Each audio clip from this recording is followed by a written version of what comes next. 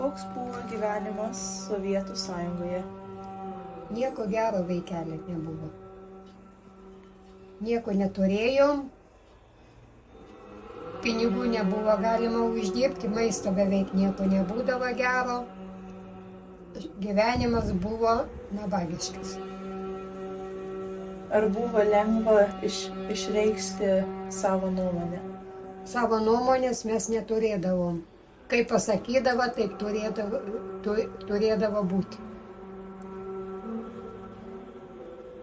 Ar buvo pasireikšti savo stilių Sovietų Sąjungoje? Ypač darbe jokių stilių nieka. Būdavo kombinzonai, chalatai, tapkės. O jeigu norėtum kažką tais daugiau Apsirengti ar ką nors nebuvo galima jokių būdų. Tai nebuvo parduotuvėm, nebuvo ką kitaip apsirengti, kad neatrodytum kaip taip Visai pat. nieko gero nebūdavo tais laikais, vaikeliuk. Mhm. Paprasto stiliaus, beveik vienodos suknelės, sijonai tenais. Mhm. Žinau, kad žmonės degino savo nuotraukas, kad negalėtų prisiminti tų laikų.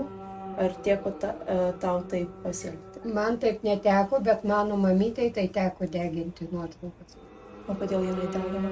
Todėl, kad rusai nepamatytų, kaip jinai anksčiau gyvendavo gerai, kad neišvestų, neištremtų į Sibirą. Mhm. O kodėl jie Sibirę vežė visus? Todėl, kad jie sakydavo biškučių, kad turtingiau gyvendavo, reiškia buožės, tu neturi taip gyventi, negalima, reikia niekad negalima žmogui turėti, ką valdžia duoda, tai ir turi Tarybų Sąjungos.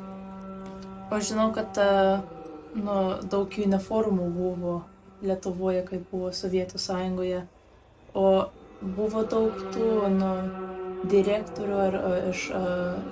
Būdavo vienas direktorius, Lietkabely, kai dirbo, buvo vienas direktorius, ekrane irgi.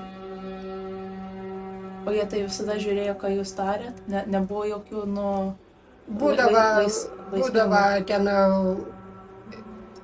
iš partijos komunistinės eidavo, tikrindavo, kaip žmonės dirba, kaip apsirengia, kaip viskas ką. Ir visi taip pat reikėjo apsirengti? Taip. Kad nematytų, kad čia ne kad žmoniai, bet numeriai, ne? Taip. Gerai. Ačiū, Mačiut.